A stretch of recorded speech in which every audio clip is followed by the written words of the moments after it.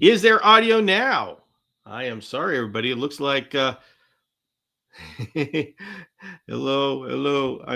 I should have audio now.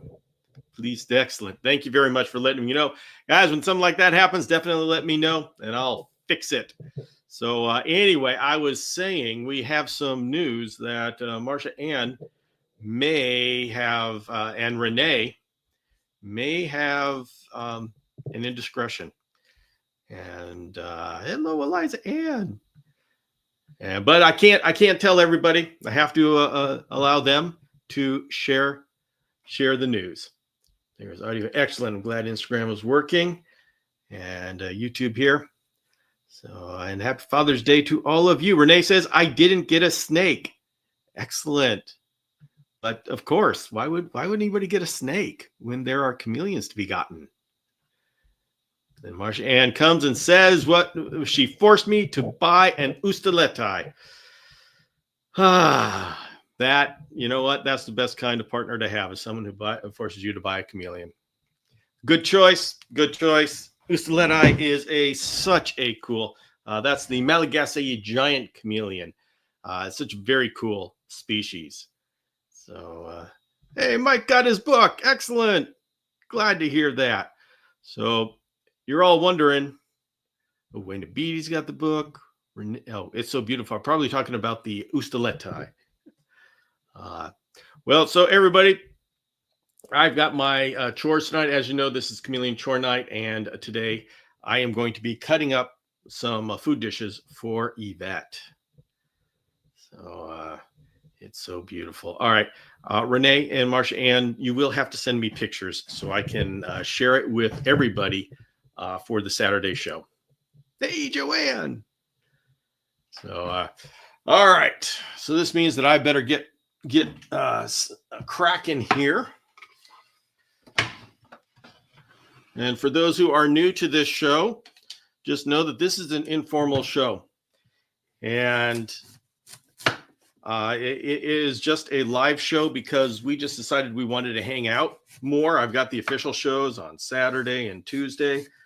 And this one, I even on Saturday, I do slideshows and I do a educational presentation. Yesterday, we went over coccidia and how to deal with it in captivity. So there's like some real serious stuff that goes on in the other shows.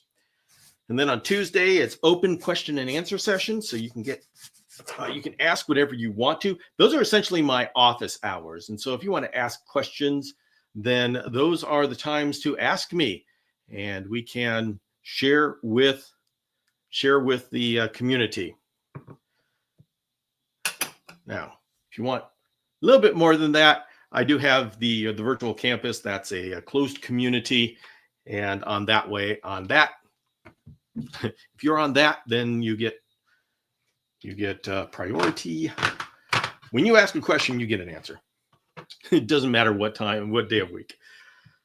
If you're going to support me, I am going to do everything possible to support you and help you be successful.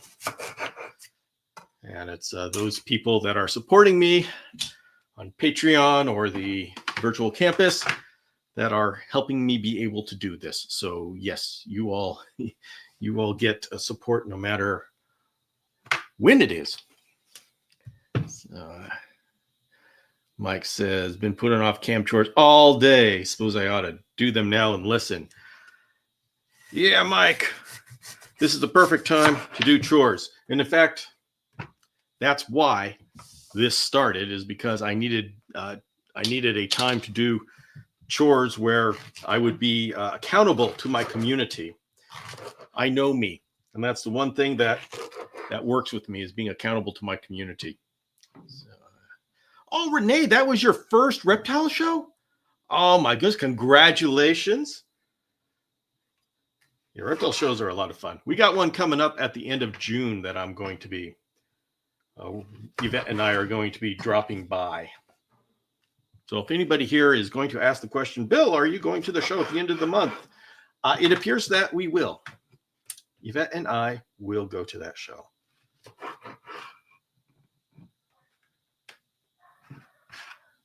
So, met some great people. Yeah, you can. Reptile shows are kind of like circuses.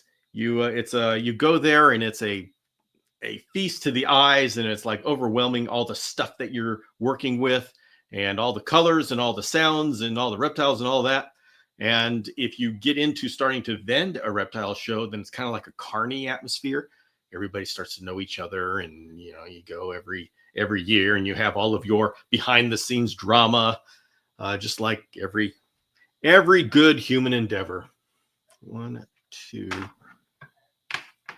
So, oh, yeah, my dog is not being allowed outside because there's a lot of dogs out there, and everybody is having this bark fest.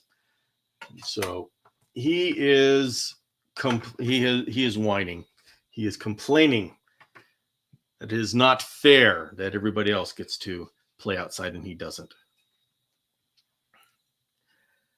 We should have Renee share her experience on Wednesday with Sean. Hey, that's a great idea. Alex says Pomona. Yes, the show in Pomona.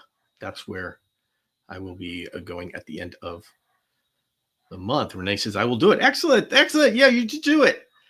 Contact Sean if you want me to. If you want, let's see, what is his email? Just Sean SEAN at reptileshowreporter.com, I believe. Circus is a nice way to put it. There's a more explicit term for shows. Oh, Blazer, you got to leave it. I'm not allowed outside. We're not going outside. You got to leave it. They are very smart, and so they know what I'm saying. Whether they accept it or do what I say, that's another thing. So, hello, Angela. Welcome. All right, everybody. Tell me, okay. Alicia's talking about reptile show a year ago. Introduced me to these gorgeous chameleons. I had never gone and would have never known this amazing community or panthers even existed for that matter. Yeah, reptile shows are fun. So anybody got some things that they're doing this week? I'm doing something interesting. So I've got news, but I'm going to let you all start off and let me know what you're doing. And then I will share my news after I put this feeder fuel on. Oh, hey, okay. That's a little bit excessive.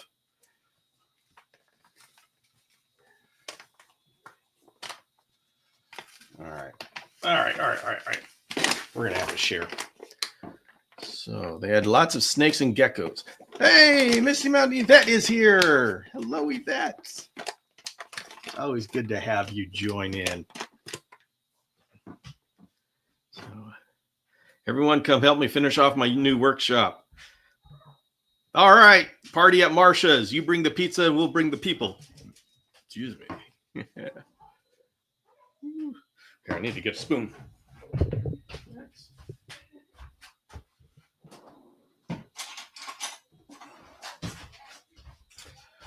I'm back. Oh, there we go. Gotta share. Can't give too much to this any one person. So, Lee's currently on the road back home from vending a reptile show. Lots of reptile show stuff going on here. Reptile shows are fun. Lee, what reptile show were you at?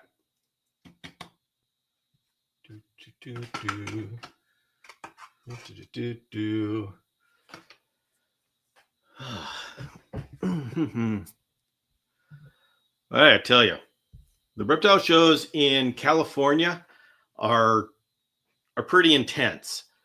It's like $20 to park and then $20 to get in, and you got to walk all over. And so it's like reptile shows here are quite the event.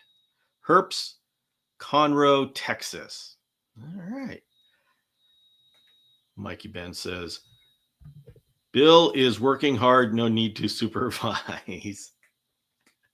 I am working hard. I'm actually almost done with my assignment. So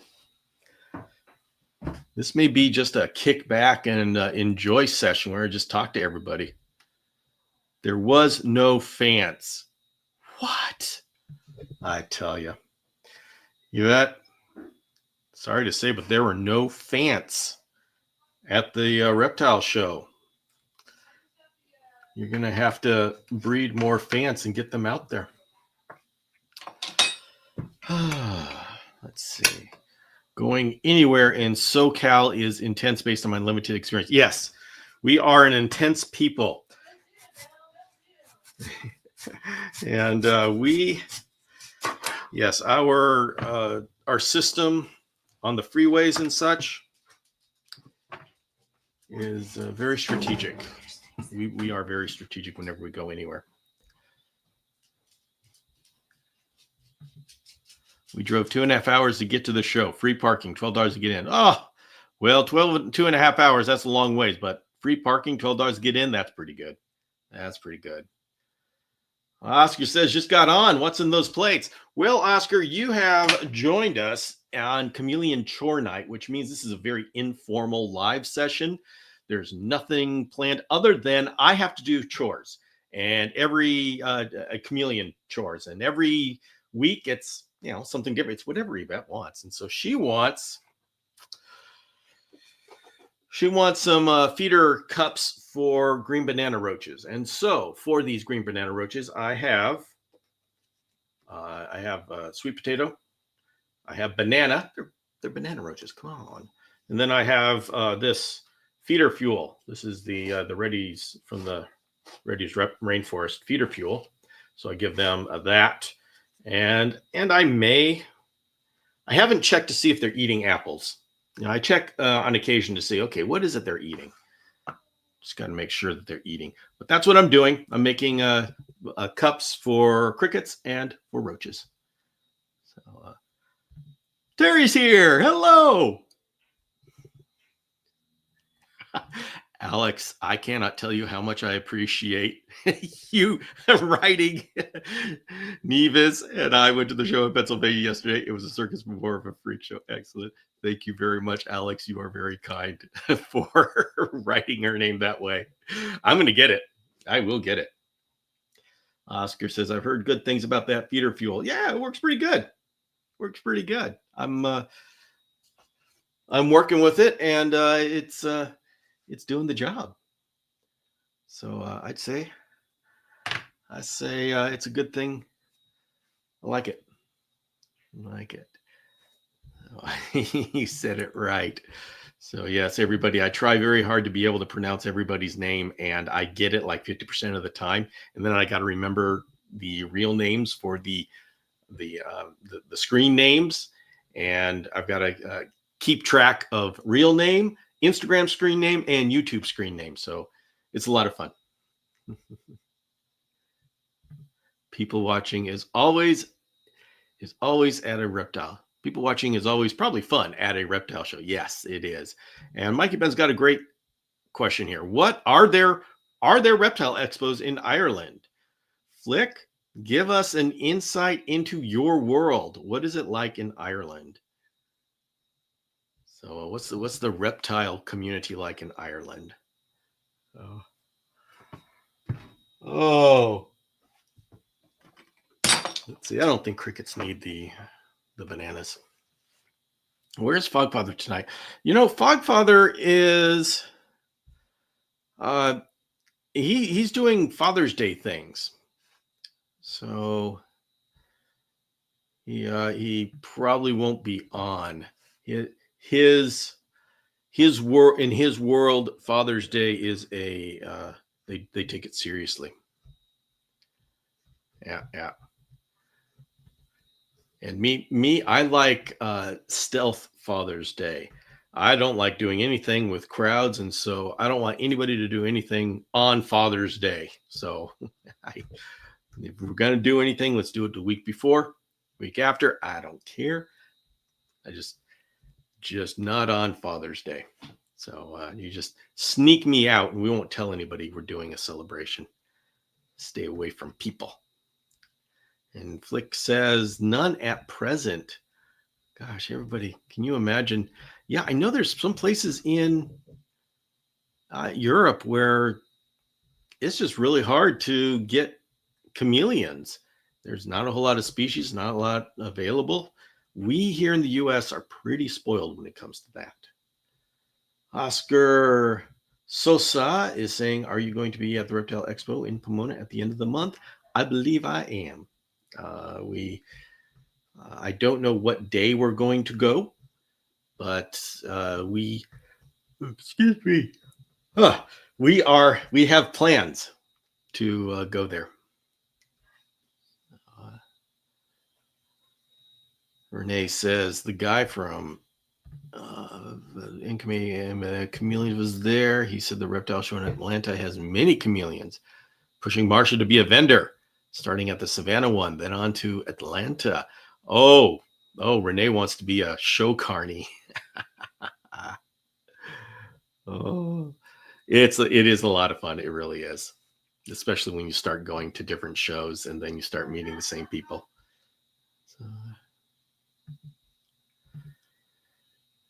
and Tutorial Tom says, I saw a post on Instagram about an EU-wide reptile whitelist coming. Anyone know the details? That would be,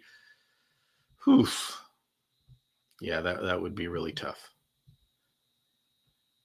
And he says, sounds like the life for me. It is a lot of fun. It really is. Especially with you where your product is small. Then it's really easy for you to just show up, set up within an hour, and then you're ready to go. Those of us who had to get there a day before and spend all day setting up, like with my cages, that was a lot of work. Angela says, I seen a fake chameleon yesterday. Are they in the chameleon family or no? Probably talking about false chameleon. That is an anole, and that's not a chameleon. It is an anole, but it has chameleon qualities, so that's why it got its name. It would be awesome to meet you. Hopefully I bump into you. Oscar, yeah, I'd love to meet people. I'll let people know when I go. Probably, I don't know. Oh, when is that? Because then I got a Saturday show. Oh boy, it is like the Saturday afterwards. So I have to figure out what I'm doing for the show. The Saturday show. Am I doing the Saturday show from there, or am I going to go to the show on Sunday? All to be determined. All to be determined.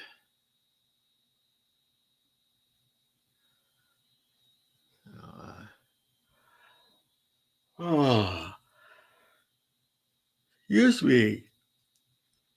Yes, well, I've been working hard on the video that I want to release for Friday. We'll see if I actually make it, because I do have a trip that you will find out in the middle of the week. I am going on an expedition. I'm going to meet up with some unsavory characters, and we're going to go to on an expedition. And of course, gonna have to take you along with me. So do it from the show so you can take me with you. I got to figure out how I can do lives from the show. I've changed a lot of my equipment, so I'll figure that out. Let's see if I can do that. And we'll see how it goes. We'll see how it goes.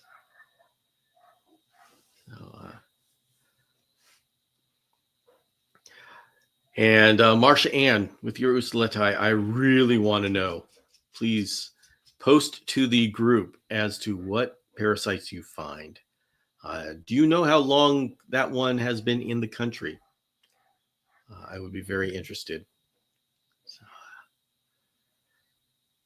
So Flick from Ireland is saying, rarely anything other than veiled panther, maybe Jacksons.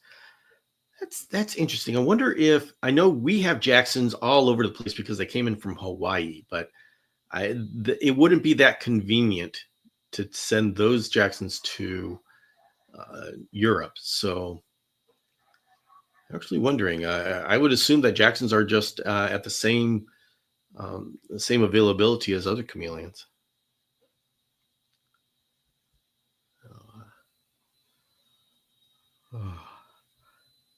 So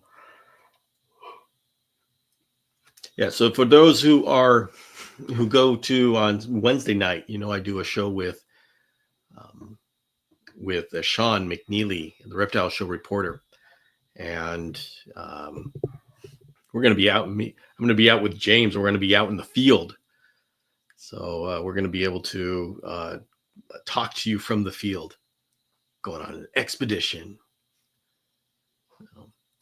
Anyway, so I've been working on a video for this Friday. Hopefully, it'll be this Friday. If not, it'll be Monday.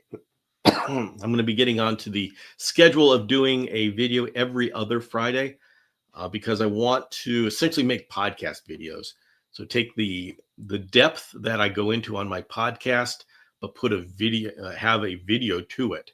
So once again, I'm not doing the standard YouTube thing. So once again, who knows if YouTube is going to recognize what I'm doing or not? But that's just my lot in life because I think that's just me.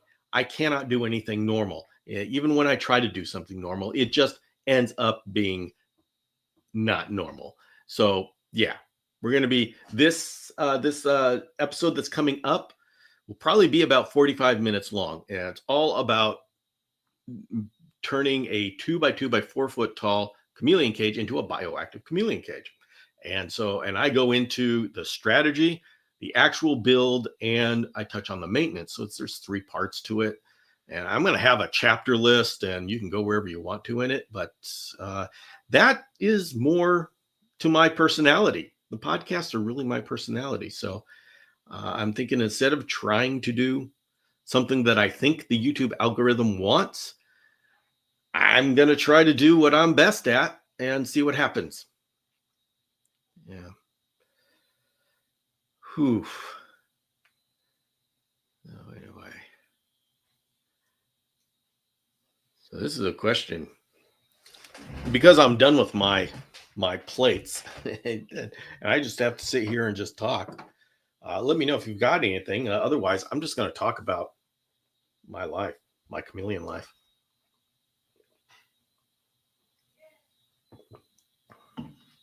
Feel free to interrupt with any thoughts. Joanne says, it's been a good part of my day prepping food for the reptile rescue residents, except not for the snakes. No can do.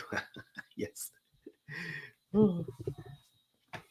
So I've got this list of videos that I want to do that are pretty substantial videos. Things like how to set up wide format cages, how to set up the baby cages, how to set up a bioactive cage. And I mean, the usual YouTube video is about 10 minutes. I need much more than that to do what I want to do. And instead of cutting it down, I'm just going to go crazy. I'm just going to make the video I want to make. And let's see what happens. I think my community is really going to like it. I think you guys are going to really like it. And because it'll give you the information you're looking for. The thing I'm frustrated about YouTube is every little video, it's like this little section of information. I mean, at least it's better than TikTok. But you still have to string together a bunch of videos to really get a good picture. So I'm just going to do one.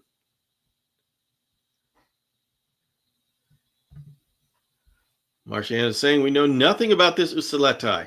Chameleons were not his thing. But I held him and checked out his body the best I could. He appears to be very healthy. Excellent. Ustaleti are tanks. Those guys, it takes a lot to take one of those down. So they are a great chameleon to work with. And so he, from the picture, he looked a little skinny. But as long as he's eating, you can fatten that boy up real quick. Real quick. So I am excited to follow your progress with him. I love Ustaleti. So cool. Alicia says, after my recent situation with Cash, I think I may forever be scared to do a bioactive environment. And what she's talking about is she found out that Cash has Isospora coccidia. And of course, when you have a bioactive environment, any parasite is going to be there forever. You can't get rid of it. And that's, yeah, I've got the one that's going into this bioactive that I'm building is a wild caught, but he's been in quarantine for over a year. And so I've had lots of opportunity to work with him and clean him up. But even then, it's not a guarantee. So yeah, that's there's risk with bioactive.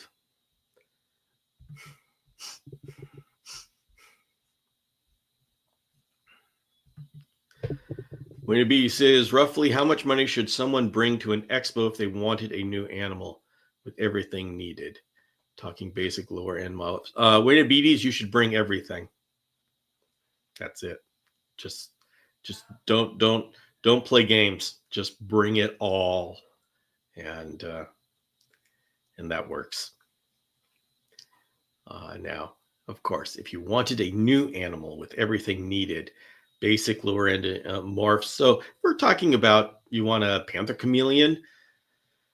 At the shows, you can find them easily for about $300. You can find them cheaper than that, but if you go cheaper than that, it's a little bit. The reason why those breeders or people with them have to go cheaper than that is because people don't, because they don't have the reputation. With veiled chameleons, you can find them anywhere from $75 on Saturday morning to $25 on Sunday night, because they don't want to go home with them. And as for cages, it all depends on who's there. Your typical Reptibreeze is going to be $100, and then Miss King $150, Fogger $100. So, I mean, I would bring $1,000, and you should have enough left over to get a hot dog. So obviously I'm exaggerating a little bit, but that's what I would, that's what I would tell someone to do, is bring $1,000. And I know everybody's going, $1,000, that's ridiculous. Unfortunately, the thing is with chameleons, here's the thing with chameleons. It takes a lot of money to set them up right.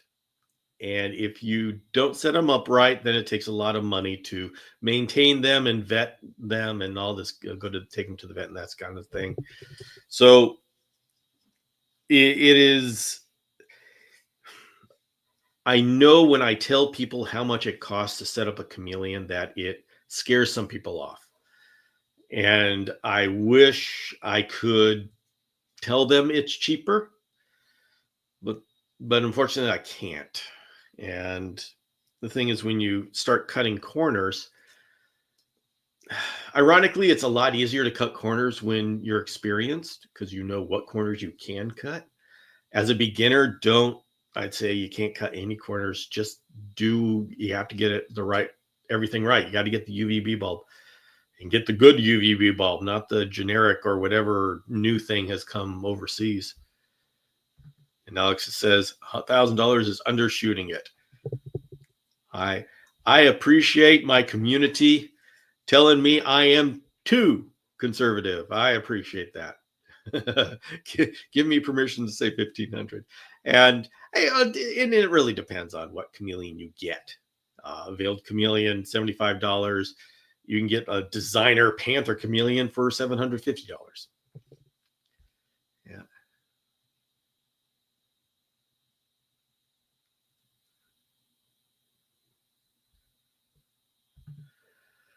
I know a breeder with 1.1 long-term captive shamrocks free to a good home.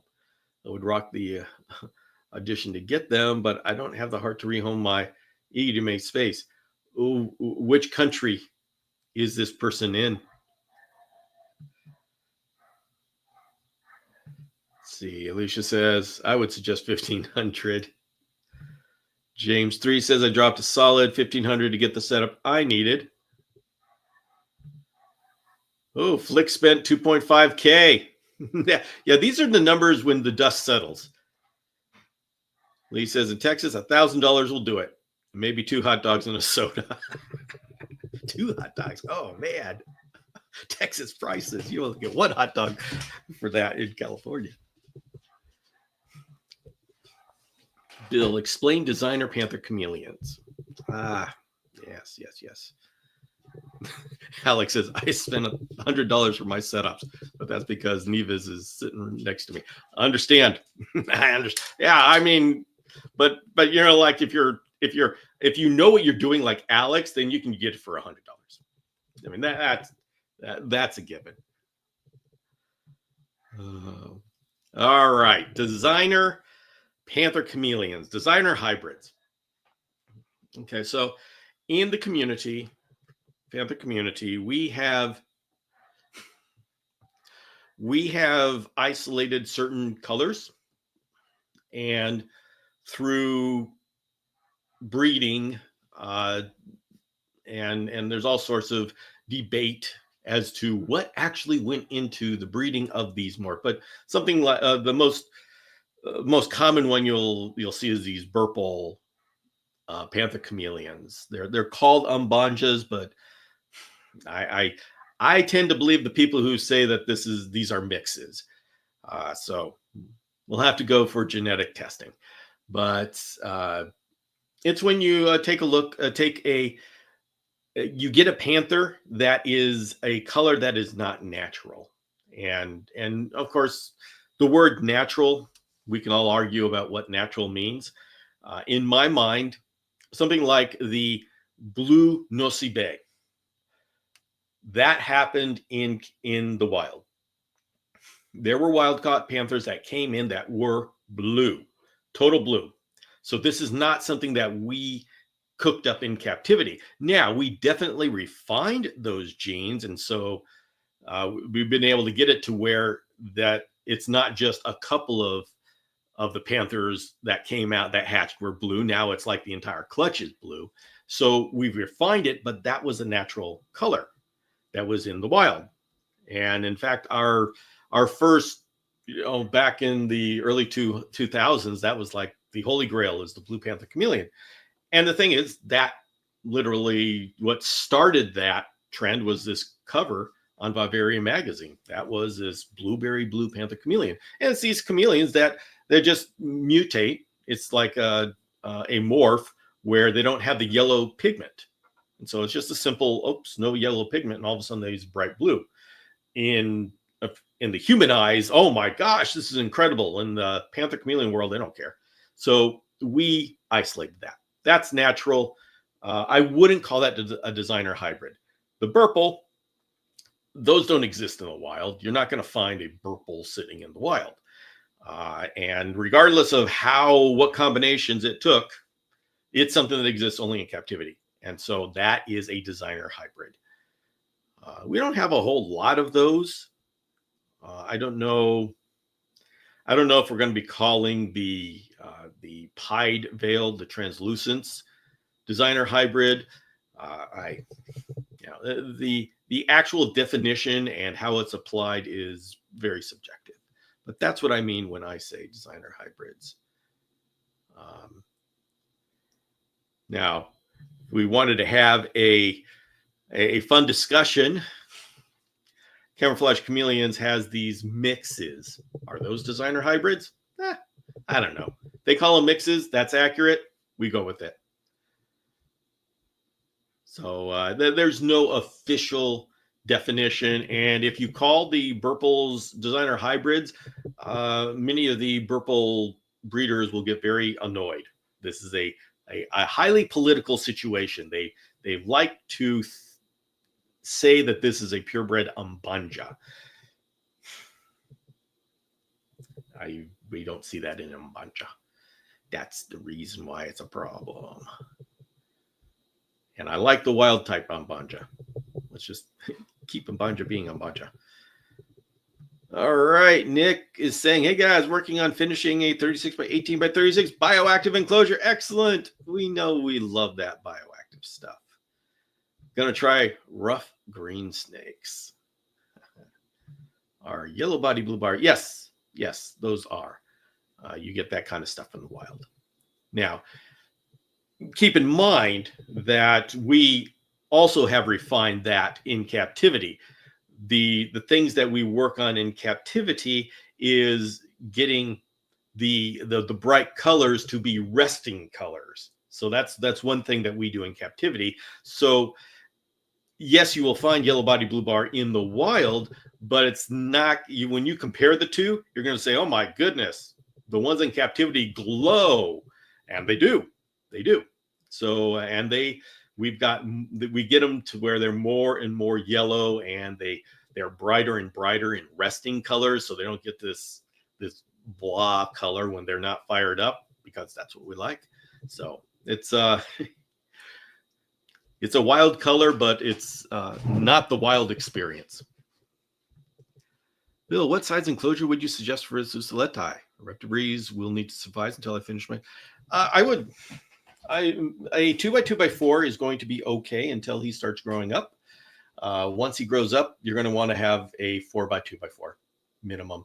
They're not as massive as a Parsons Chameleon, but they get as big as Parsons Chameleon. I mean, they get pretty big. They're gentle. Oh my goodness, they are so nice.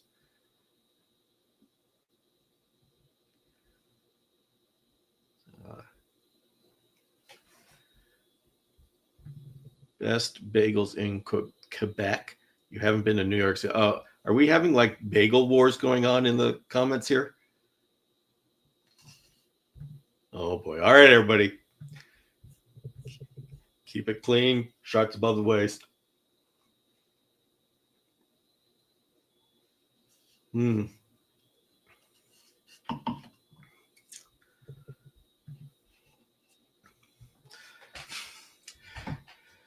So, what the heck? Let's learn some terms. A morph. What's a morph? A morph is something that you can have.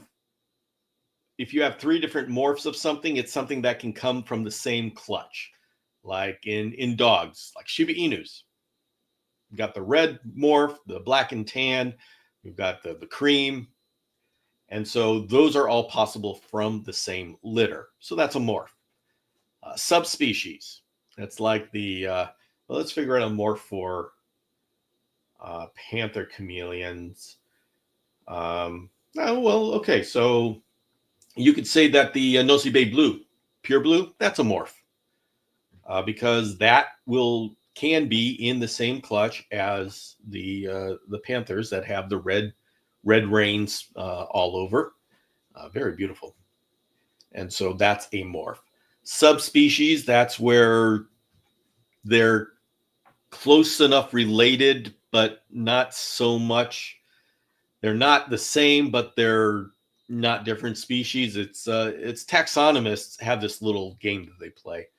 And so we in captivity, we would say we treat all the panther chameleons, which are the same species, all the locales, we actually treat them as if they are different species. So they're not, taxonomically, they're not.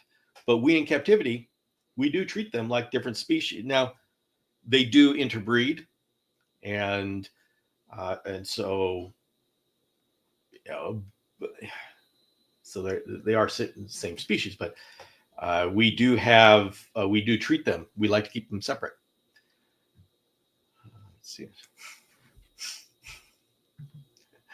Reference to the bagels was an excuse to take my wife to Quebec so I can get the shamrocks. Well, just tell your wife that there's some talking being done from New York City, and so this is for Canadian pride to prove that Canada is best. So try that angle.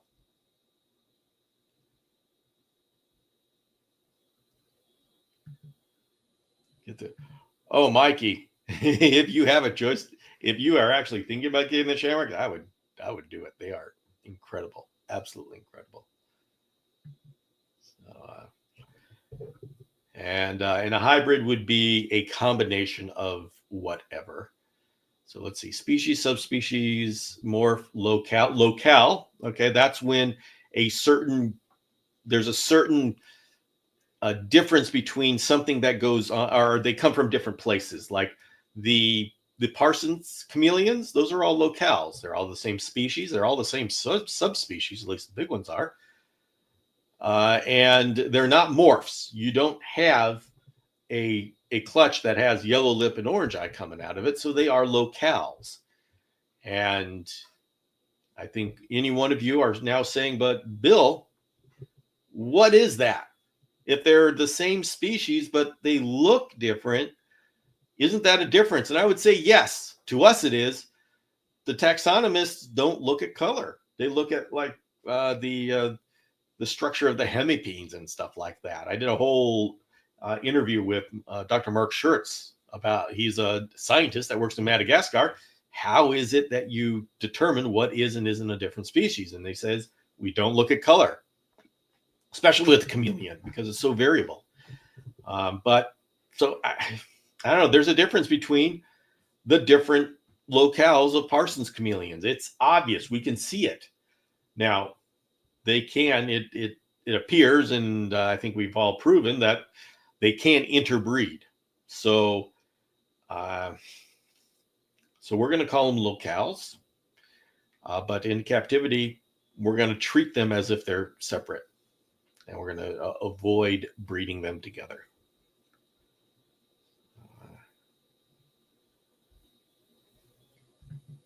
All right. Whew. So I want to be talking about the challenges of doing a bioactive in 2x2x4. Once again, if you have a question, put it down in the comments, or else I'm just going to go off on my monologue here.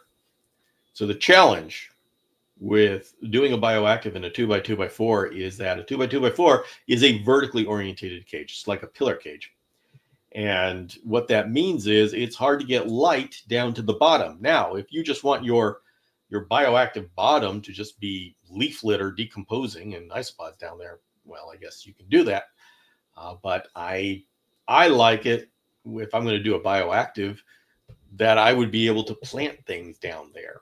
So I'm going to be demonstrating a situation where you've got one half of the cage is just dense foliage and the other half is open, and then you have the light going all the way down the open corridor. And I am going to have a Amazon mask alocasia in there.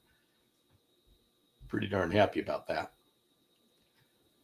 I love me some alocasias. Lucia says, I think I like the Sambava look. Been trying to figure out which ones are most pleasing to my eyes. Yeah. Sambava, if you like the yellows, Sambava and the yellow body blue bar. Actually, isn't that what Cash is? What is Cash? Cash is an ambilobe. I forget. If you like the cooler colors, the blues, then you're looking at the Ambanja and the Nosibe. Red. We don't have a whole lot of Merowan Centra here anymore. That used to be very common, but not anymore. Not since the ambilobe came in, and then you get some red-bodied ambilobes. Now, Cash is yellow body, blue body. Okay, yeah. Now, yeah. I am debating going back to Madagascar in 2027 and traipsing around the northern area, probably the northwest of Madagascar. Hit Ambilobe, Ambanja, Nosibe, go up to Amber Mountain. And the thing is, when you start getting into the north of Madagascar, the roads get kind of bad and you got to travel long distances. So it's not as nice as the trip that I love. It's the one that we're going on in January. By the way, 2 spaces left. If you want to go to Madagascar, January 2026, we're going to Madagascar, and I am doing the tour that will show you everything from Parsons chameleons to panther chameleons to the little mini Kaluma to the shamrock chameleons to the brevicorn and the crypticum, the ustaleti, the eye, and all sorts of lemurs and such. I love this itinerary, and I'm actually changing the itinerary to go to the north by under protest. But if you are interested in joining me January, send me an email, bill@chameleonacademy.com. And there's 2 spaces left. Let's see. All right, Nick's talking about his recipe for bioactive enclosure. Oh, so sorry, everybody. Yes, Nick, I want to hear this. Good foliage for 2x2x4. Trees, shrubs with low, medium light, ferns at the bottom. Definitely believe 2 LED lights would yield better. Yeah, I'm going to have 2 LED light bars, and one of them is dedicated to punching down to the bottom. I'm going to have an Enjoy Pothos up at top. That's a variegated pothos, and it's variegated. It's got some white on the leaves, and so they want higher light. And then under the pothos, I'm going to have a non-variegated Ficus repens, a creeping fig, that they love.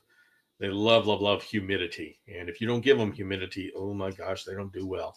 So they will do well with shamrock chameleons. And then I'm going to try to put in a fuchsia in there, as well as a black pagoda lipstick plant. Yeah. Brianna says, I got your book. Love it. And Squishy's foot. Yay, I'm glad. Glad you got it and you enjoyed it. And yeah, it was fun. It was fun doing Squishy's signature. So we had a book signing. And if you ordered the Tiny Dragons book by, what was it, last weekend? Was that it? Or the weekend before? I don't know. Last weekend. The weekend before yesterday. Then I signed it with Squishy's signature. And that was our little panther chameleon. So Marcia says, Cuervo bit Renee this afternoon when she tried hand feeding him. Whoa, drew blood, but she should be able to make it to the 10th anniversary gathering. Oh, well, good. Drew blood. What? So that was really close. There was close in range there. Yes. No ficus, Bill. Well, I'm doing ficus repens, not ficus benjamina. I don't know if that makes a difference in your world. My aversion to ficus is for ficus benjamina. I am species specific. Chameleon Academy live. When is Nick coming on the live? 1 hour, maybe. Oh, yeah, I've got to talk to Nick. I got to get my life in order. That's going to be I wanted that to be a seminar on the campus, because that is something, it'd be really cool to have it to where we can all be on together, so we can have cameras on in the campus.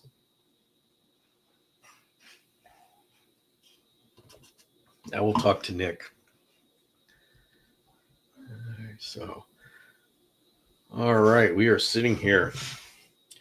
10 minutes left. So that would be, yes, it would be an awesome seminar. I think I really like this video schedule, because even though I am doing a much more for a video, it actually gives me some time to do other things in the community. And I've got this list of things that I want to do to really work with the virtual campus and develop it and bring more interaction and value to it. So I just need to get my life in order and stop doing this stay up till midnight and get up at 4 type thing. It's, oh my. And Nick says, I'm working on that life thing too, Bill. Excellent. I'm so glad that you're being understanding. Because we've been talking about it for a little while now. And I have dropped the ball on that. So I need to pick the ball back up. because that would be an awesome seminar and I want to do it. Whew. And for the people who got the book Tiny Dragons, everybody, I released a book called Tiny Dragons. It's about taking care of hatchlings. One thing I did do is I really put some effort into the explanation about fogging. I know that's a question in the community. People are a little confused about fogging, and it's controversial a bit. So I went in and I actually added some pages that are about to explain fogging versus misting. Why one over the other? Fogging versus ventilation. What's the relationship between those two? And so, if you all who have the book, I would be very interested in feedback as to what you came away with from the fogging section. How was it? Did it help you? Were there questions that you had after the fogging section? Because in the next book, which is going to be about chameleon life, I am going to redo the fogging section and with all the lessons learned from this one. And so, because it does need fogging, I have to do it. There's going to be some overlap, but in this book, the next book, it's going to be expanded a bit because with adult size, there's different things to look into. So it is, even though it's the same titles, everything, there is new stuff. Annabelle, hello, very good to see you. Hey, I'm so glad to see you. Annabelle was in Madagascar with me and the crew this January.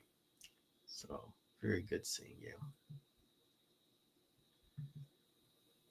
I enjoy this laid back Sunday evening, even after my long weekend. So glad you share this evening. I do too. And it's just nice to come here and just relax and hang out with the chameleon community. It's a nice thing to do at the end of the week. And get ready for the next week. What the heck? We doing this again? Hello, Ray, Historic Animals. Welcome. You have joined in on a live session. This is an informal live session. I do formal live sessions Saturday noon and Tuesday at 5 p.m. Pacific. And Tuesday is the formal question and answer session, and Saturday is it's like a little workshop. Sunday, I'm doing chameleon chores. I'm making feeder dishes, and we're just hanging out. So, very, very low key for Sunday. Is there a premiere tomorrow morning or just Friday? Mikey, the premiere is going to be on Friday, and there will be a little bit of chaos as I adjust to and get this new schedule dialed in. It's not really the schedule; it's what I'm producing.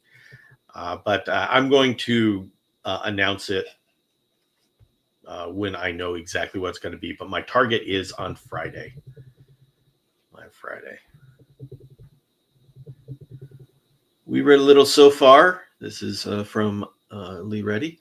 We love the egg section of the book. It's very detailed and great explanation of the different stages eggs go through. Haven't got to fogging yet. We'll let you know. Excellent. Thank you. Still so much to read. Expo weekends are crazy for us. Yes. If anybody has ever vended a reptile show, you know it is absolutely insane. And if you have to set up, it's insane for 3 days instead of just 2 days. Whew. I remember when I was doing that with my chameleon cages. Oh my goodness. I had to get there early Friday as soon as the doors opened because I was setting up cages. I had to drive to Home Depot to get plants so I could do a setup. My goodness. So it was, and anybody who brings chameleons, you have this thing where you don't want to, you got to bring them, you got to set them up, and there's so much to set up to make it look nice. Yeah, it's kind of like work. Yeah. I'm excited. I'm still waiting on my book. Oh man, when is let's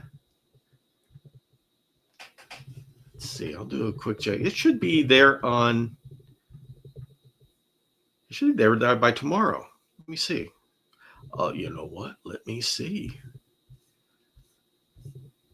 I don't usually do this, but what the heck? Why not? It's at the end of the show.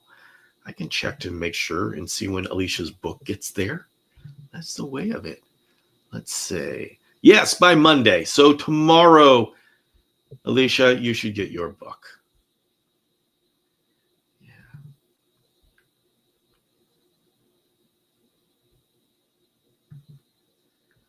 I volunteer for a rescue and have no voice after the 8 hours of yapping. Yes. Setup and takedown is easy. Yes. Oh, yeah. When I get into talking, like on Saturdays, and I go through the entire Saturday and talk through a show that I'm vending, I can easily lose my voice. As like Saturday night, good luck me talking. I just have to recover and hope that my voice comes back to me starting on Sunday. So, oh, yes. And it's like it's a total new world when you vend reptile shows. And it was really strange. I was product marketing in consumer electronics, and so it was a totally different world. I would like to go from consumer electronics, corporate world, and then go into this strange reptile world for intense reptile world for 2.5 days. And then Monday morning, I'm back to the corporate world, and it's like normal people. So I tell you, vending a reptile show is a blast. I love it, and I love the world. Marcia said, the quality of the book is incredible, not just the contents and pictures, but the book itself. Thank you. I'm very glad you enjoy it.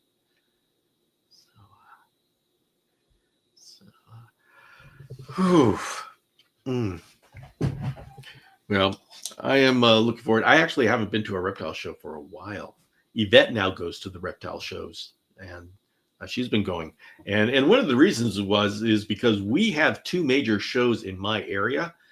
And the January show, it's January and June, and the January show happens when I'm in Madagascar. So I only have this.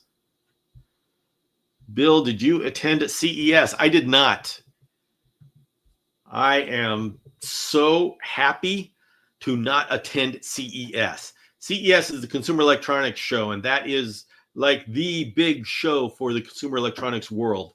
And I had to go to that every single year and talk to people and talk about consumer electronics, GPS devices every year. And so I was actually so happy the first year that I did not have to go to CES. It is a city there. We take over the Las Vegas Convention Center, and it's just it's insane the amount of money that people spend there on their booths and such. But I did not. I've actually been stepping back from consumer electronics a bit, which is interesting. There was a time there that I was getting into virtual reality, and that was going to be my new career path, was working on these virtual reality headsets and games and such. And I guess I am glad that I did not. I was looking at joining Meta for their Oculus program. And I guess I'm glad that it just didn't work out, because if I did that, I would not be able to do the Chameleon Academy like you have seen me now. The Chameleon world would be completely different, because I would be, that is the job that would just take over my entire life. And I am, like he says, thankfully the VR thing didn't work out for two reasons. Not only would have I don't even know if the ChameleonAcademy.com would have been released if I got that job. But you know, I gotta say, it's probably lucky in a number of ways because just recently, Meta decided that they're not going to create the metaverse. They are, and they slashed their VR program. I mean, there's still people there, but they just fired a lot, or laid off a whole lot of people when they started saying, "Okay, we're not going to do VR. We're going to go towards artificial intelligence." And so, shift. Being that I would have been one of the new people, I would have been on the chopping block uh, quite probably before a lot of the people who have been there for a while. So it was a good thing that it didn't work out the way I intended it to work out for a number of reasons. And besides, I'm very happy with what I'm doing now. So I do enjoy that. All right, everybody. It is time for us to go back to the places where we'll be from. And so really enjoy having this Sunday with you. The next time I'm going to be live is going to be Tuesday at 5 p.m. Pacific. That's going to be for the open question and answer session, and that will be on both YouTube and Instagram. So I invite you back on Tuesday, and have a good day and a great week. So we'll see you.